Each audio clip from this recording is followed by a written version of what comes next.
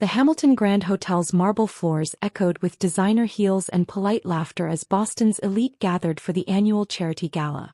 From my position near the service entrance, I watched my sister-in-law Victoria holding court in the grand ballroom, basking in her role as event chair.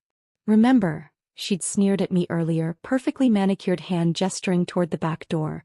"Service staff uses the service entrance. We can't have you embarrassing the family by coming through the main lobby." I'd smiled, thinking about the paperwork sitting on my desk at home. The deed to the Hamilton Grand Hotel, purchased through my holding company last month. They had no idea that their prestigious venue now belonged to the woman they forced to use the back door. "Miss Bennett." My assistant Claire's voice came through my earpiece. "The locksmith will be here Monday morning. Are you sure you want to do this?" "Absolutely," I replied quietly, watching Victoria air kiss another socialite. It's time they learned about real estate ownership. 5 years ago I'd been welcomed through the front door. Back when I was just Thomas Hamilton's quiet wife, content to stand in his family's shadow. Before I'd dared to suggest investing the family money in commercial real estate instead of their failing retail ventures. "Real estate is boring," Victoria had declared during that fateful family meeting. "Shops, boutiques, that's where the real money is." My husband had nodded along with his sister, always eager to please. "Catherine doesn't understand business," he'd added apologetically. "She just needs to focus on being a proper Hamilton wife." So I'd done exactly that.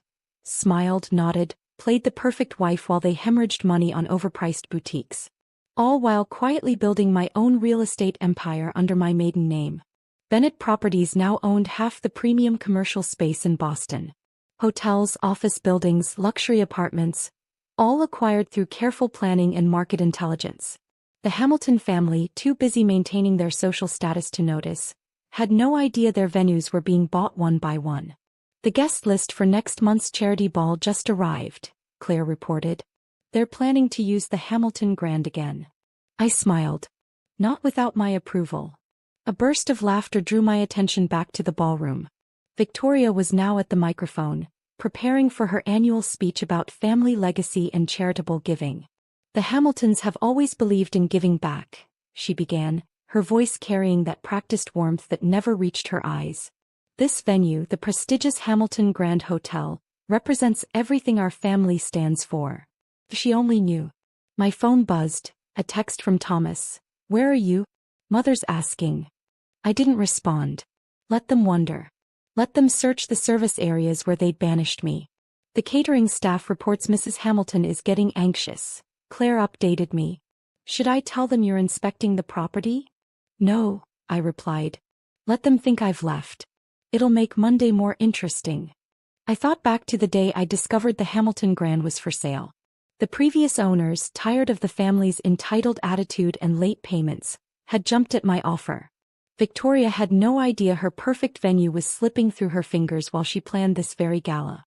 "And now," Victoria's voice rang out, "I'd like to announce next month's charity ball. Once again the Hamilton Grand will host." "Miss Bennett." Claire interrupted my thoughts. "The property manager needs your signature on some documents. Shall I tell him to use your full name on the new contracts?" "Yes," I decided. "Catherine Bennett, owner." It's time they knew exactly who they're dealing with. I watched my mother-in-law Margaret join Victoria on stage, both of them glowing with self-importance. Last week they'd spent 3 hours arguing with the hotel staff about place settings, dropping the Hamilton name like it still meant something. "Don't you know who we are?" Margaret had demanded. "This hotel practically belongs to us." Oh, the irony. Thomas appeared at my elbow, startling me. "There you are." Mother's furious. "Why aren't you seated at the family table?" "Your sister made it clear where I belong," I replied calmly. "Cat, don't be difficult. Victoria's just trying to maintain standards. You know how important image is to the family." I studied my husband of 7 years, wondering when he'd become such a puppet to his family's pretense. Yes, image is everything to the Hamiltons. Even more important than actual success. He frowned. "What's that supposed to mean?" "You'll find out Monday." I turned away, but he caught my arm. "Catherine, you're my wife. You need to start acting like a proper Hamilton." I gently removed his hand. "No, Thomas. I'm a businesswoman who made the mistake of marrying into a family of pretenders. But that's about to change. What are you talking about? You'll see. I nodded toward Victoria, still preening on stage. Your sister's about to learn an expensive lesson about judging people. I left him standing there, confusion clouding his features. Making my way through the service corridors. Might as well use them one last time. I smiled thinking about Monday morning. Claire was waiting in my car. Everything's prepared for Monday. The new security team is hired, the locks are scheduled to be changed and the lawyers are ready. Perfect.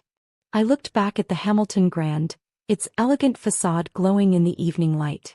Let them enjoy their last weekend of pretending they own this place. Sometimes revenge doesn't need to be loud or dramatic. Sometimes it's as simple as changing the locks and watching their perfect world crumble. Should I have your office set up in the penthouse suite? Claire asked. Yes. I want a perfect view when they try to enter through the front door on Monday. The Hamilton family had spent years teaching me my place. Now I was about to teach them theirs. Monday morning dawned bright and clear as I sat in my new penthouse office, watching the drama unfold through the hotel's security feeds. Victoria arrived first, storming through the front entrance like she owned the place. Or rather like she used to. I'm sorry, ma'am, the new security guard said politely. Do you have an appointment? Appointment. Victoria's voice rose an octave. I'm Victoria Hamilton. This is practically our hotel. I don't see any Hamiltons on the approved access list, the guard replied, checking his tablet. If you'd like to make a reservation, you can contact the management office. Claire's voice came through my intercom. Your mother-in-law and husband just pulled up. Should I have security stall them? No, I smiled. Let them all gather. This should be entertaining. Within minutes, the lobby had filled with indignant Hamiltons. Margaret demanding to speak to the manager. Thomas trying to use his family name to gain access. Victoria threatening to call her lawyers.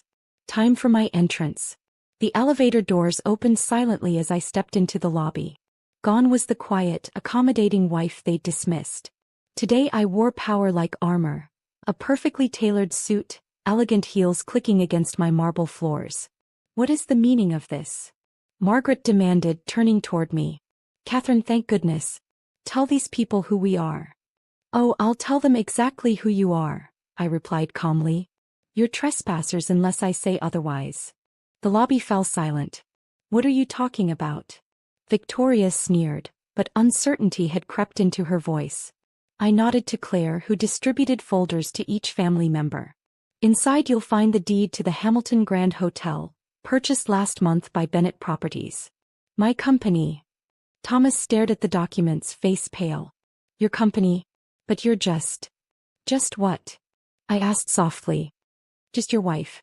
Just the woman you told to stay quiet and look pretty? While you were losing money on boutiques, I was building an empire. Victoria snatched the papers from Thomas's hands. This is impossible. You don't have this kind of money. Bennett Properties owns 30 premium properties across Boston, I informed them. The Hamilton Grand is just the latest acquisition. Though I must say, it was satisfying to buy the venue you've used to humiliate me for years. Margaret sank onto a lobby sofa, her perfect posture crumbling. Why didn't you tell us? Would you have listened? I walked closer, enjoying the way they backed away. You were too busy maintaining your social facade to notice that real estate, boring, beneath you real estate, was making me wealthy while your retail ventures failed. The charity ball, Victoria whispered. Next month's event is cancelled, I confirmed. In fact, all Hamilton family events at this venue are cancelled.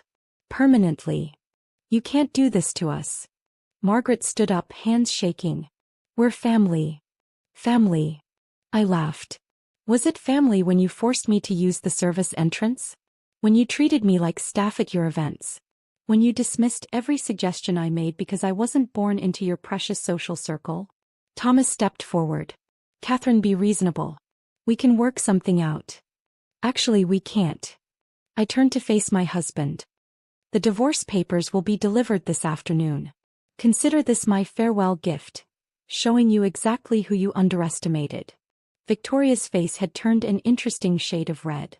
This is revenge. No, I corrected her. This is business. The kind of business you never bothered to understand. The Hamilton Grand will be renovated, modernized, and run properly by someone who actually knows how to manage properties. And us? Thomas asked quietly. You have until noon to remove any personal items from your regular suite. After that, you'll need a reservation, and my approval, to enter this building. You'd throw your own family out? Margaret's voice shook with disbelief. You made it very clear I was never really family, I replied. Just the quiet wife who didn't know her place. Well, now my place is at the top of this building, while you're standing in my lobby without permission.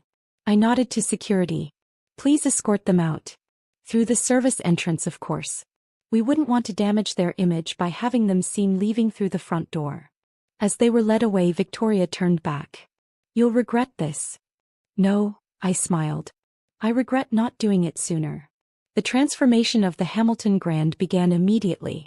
We renovated, modernized, and turned it into the city's premier luxury hotel. The society pages buzzed with speculation about the mysterious Bennett Properties owner who'd outmaneuvered the Hamilton family.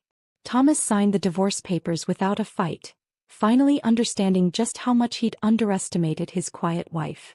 Victoria tried to sue, but her lawyers dropped the case as soon as they saw the ownership documents.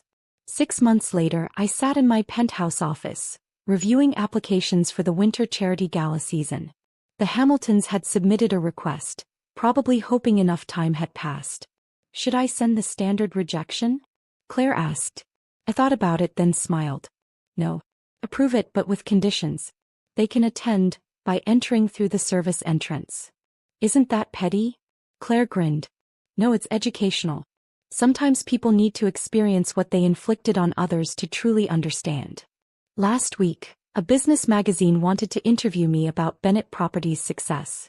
They asked why I'd kept my empire secret from my husband's family for so long. I showed them a photo from last year's gala, me standing by the service entrance, playing the quiet wife one last time. Sometimes success is sweeter when those who dismissed you never see it coming. The Hamilton Grand's front doors still shine with the same golden gleam, but now they open only for those who've earned the right to enter. The service entrance, though, remains exactly as it was, a reminder that every entrance holds possibility if you're smart enough to use it. Yesterday, I watched Victoria pull up to the hotel, hesitate at the main entrance, then slowly make her way to the service door. Lesson learned. Sometimes the best revenge isn't just buying their venue. It's making them use the same doors they once forced you through. And sometimes, just sometimes, the quiet wife they dismissed becomes the owner they have to beg for access.